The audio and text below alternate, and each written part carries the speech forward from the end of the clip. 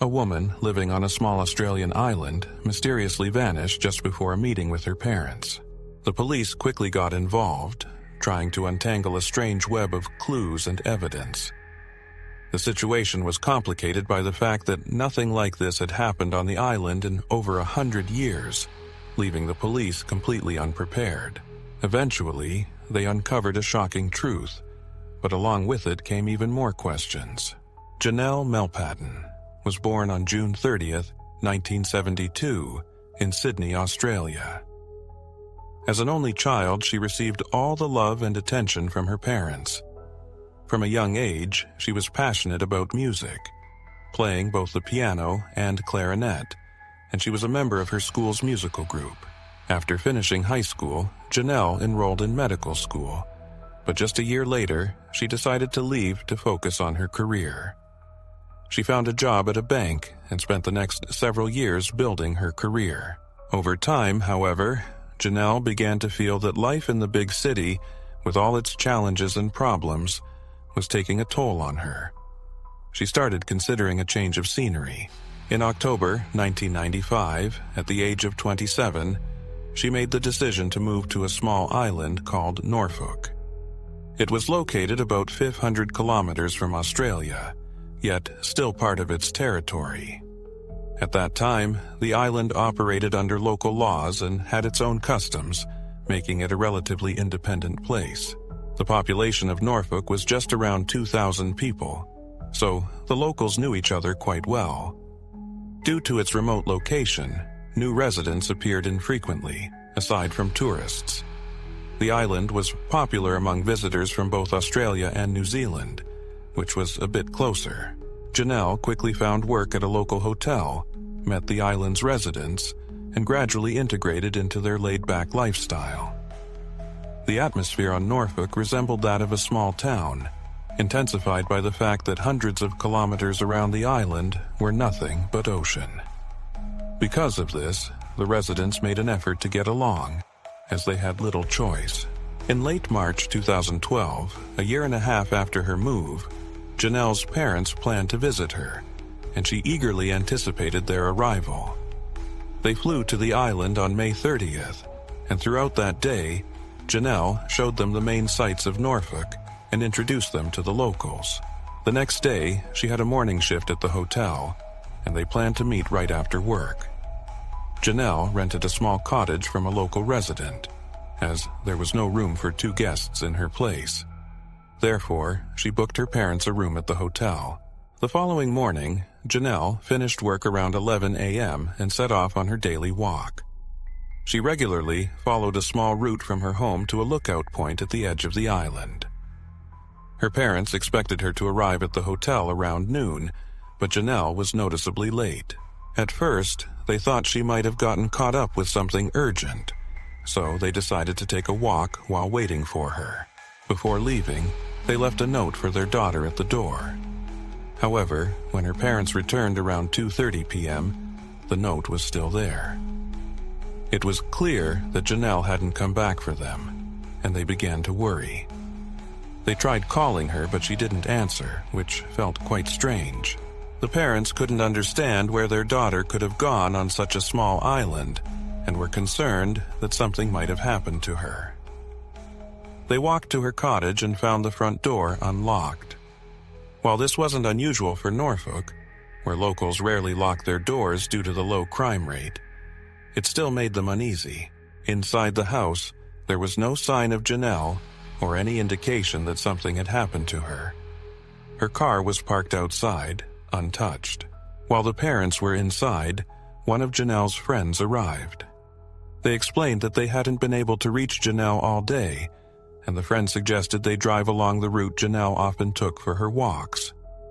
Together, they retraced her steps, but there was still no sign of her. Afterward, the parents returned to their hotel and informed the manager of the situation.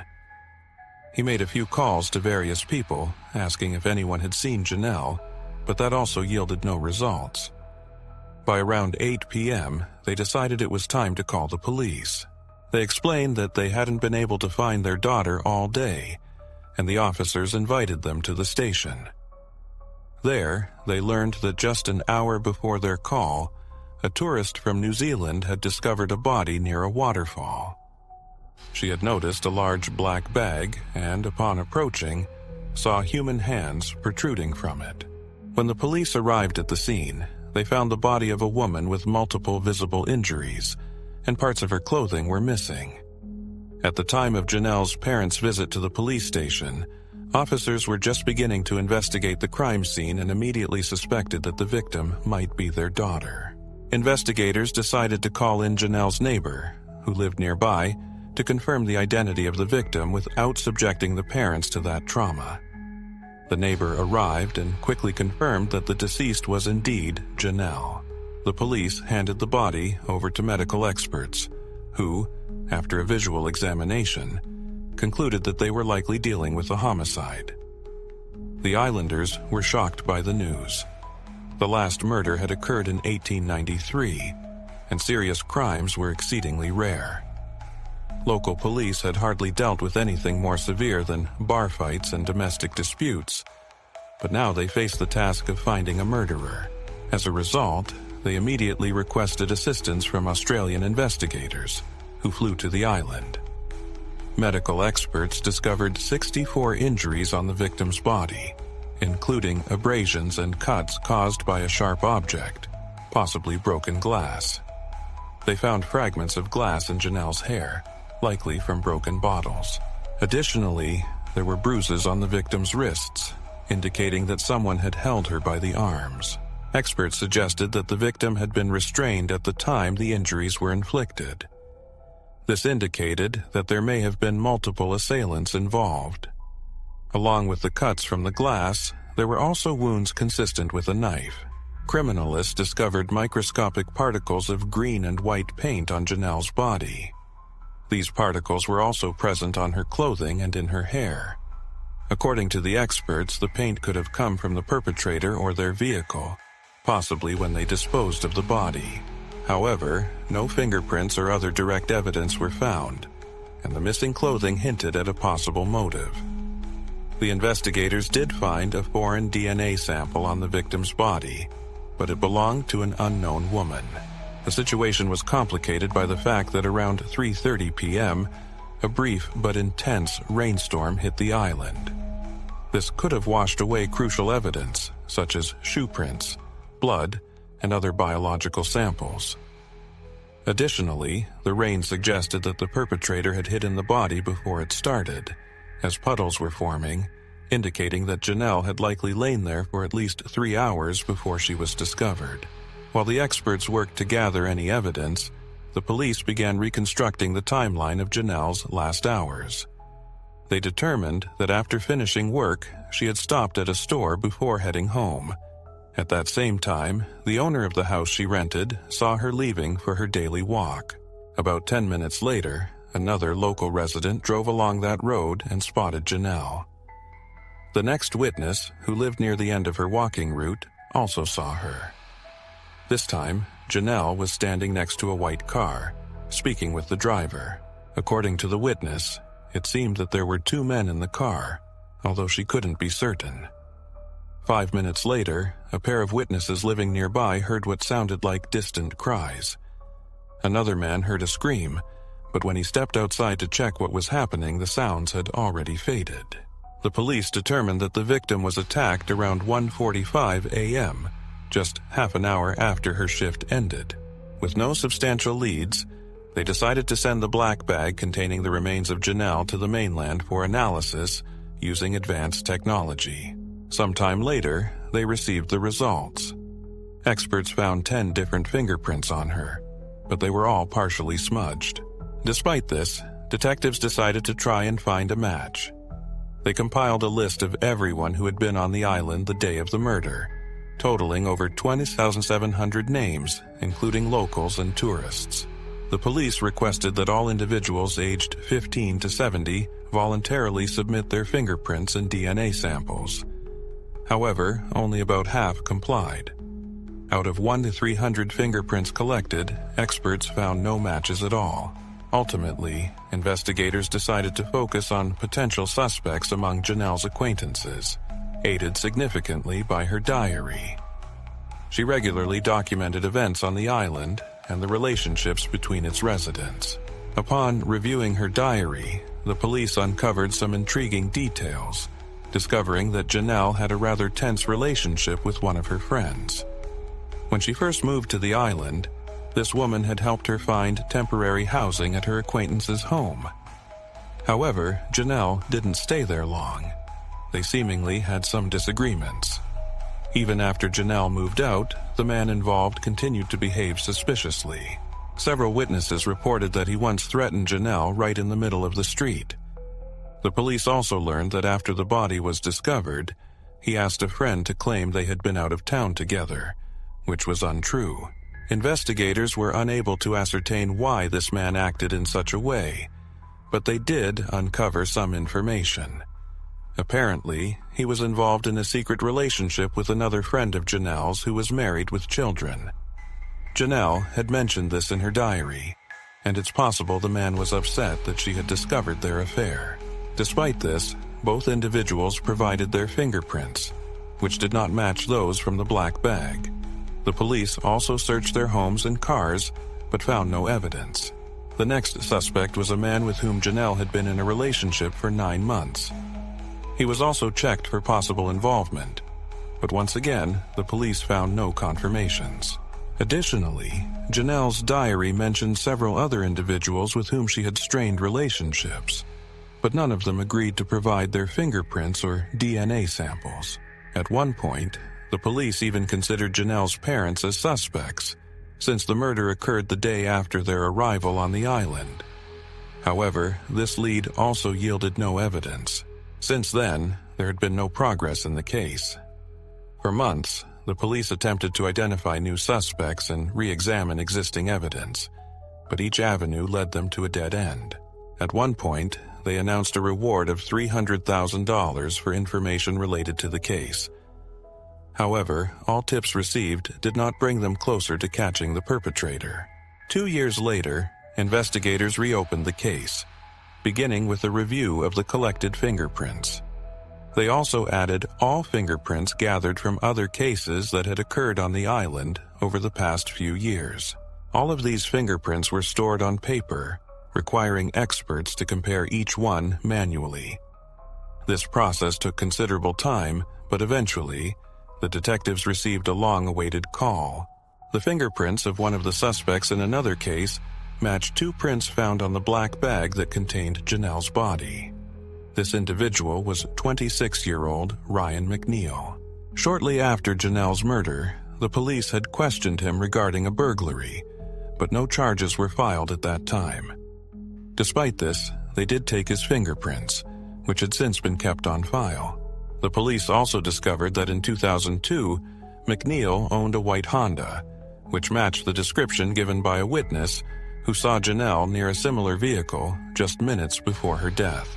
Another intriguing fact was that McNeil left the island shortly after the murder. He had arrived from New Zealand in 2000 with his wife and had taken a job in the local area, but they later divorced, which also occurred shortly before his departure. At the time of the investigation, McNeil was living in New Zealand with his new wife and 2 children, making it quite challenging for the police to question him. However, they understood that he likely hadn't taken his car from the island and decided to try to locate it so that forensic experts could examine it for potential evidence.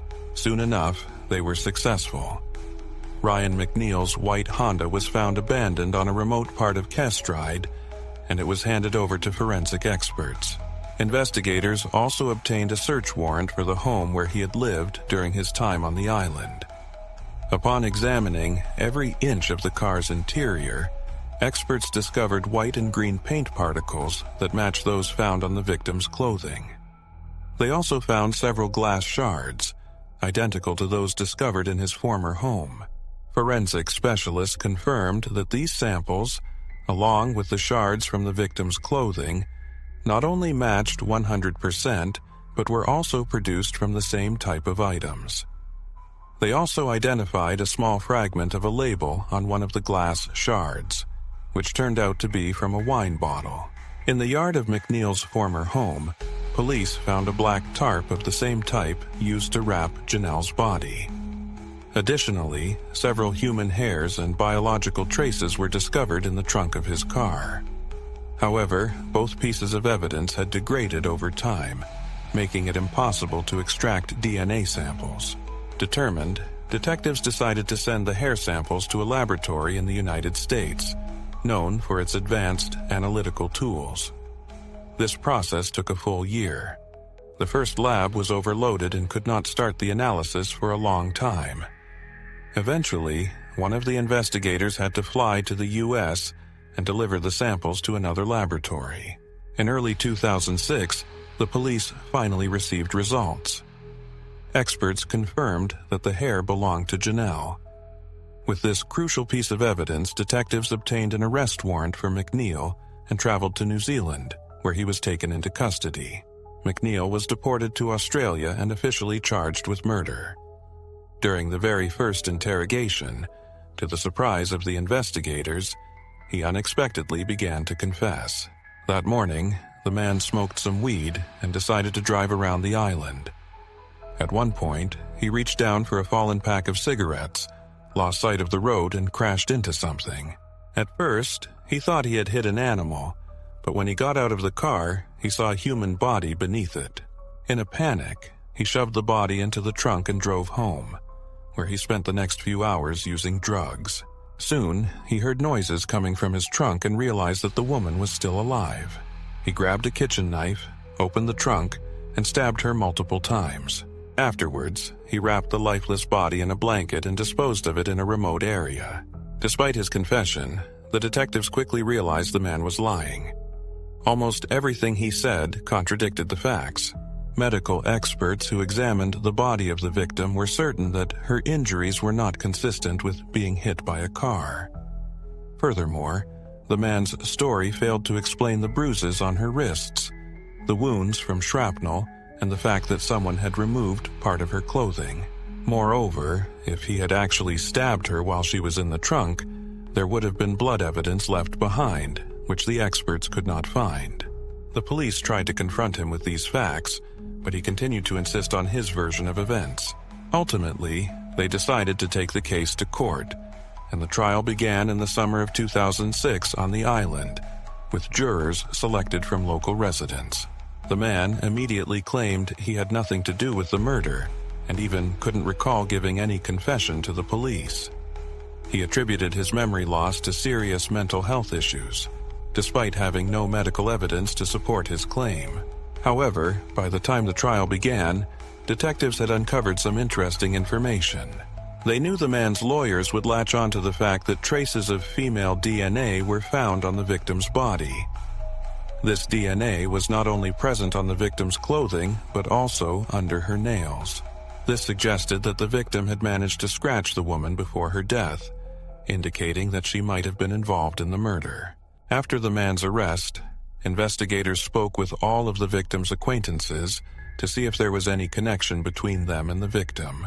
One of her friends recalled that just 2 or 3 weeks before her death, the victim had asked if she knew a woman named Alicia and her husband, Glenn McNeil. The friend said she didn't know them personally but had seen them, and the victim changed the subject. This same friend mentioned that she worked at a local bistro, and at one point she saw Alicia on the street. The woman was covered in something red.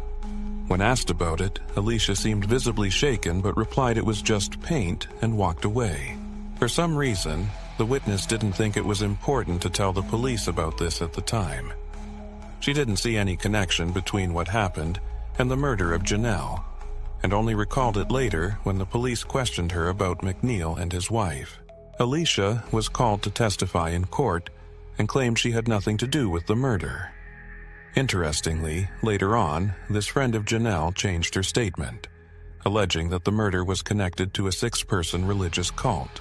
This revelation surprised the investigators, and all previous testimonies were called into question.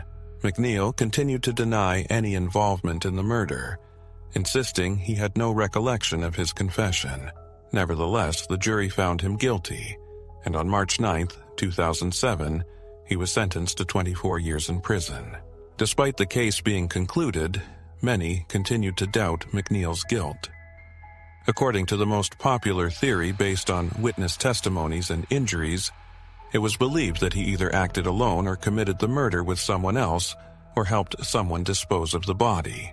A few years after the trial, McNeil suddenly claimed he knew who had killed Janelle. He said it was a man who sold him drugs. According to this new story, McNeil was at home that morning when the man, along with his wife, came to him.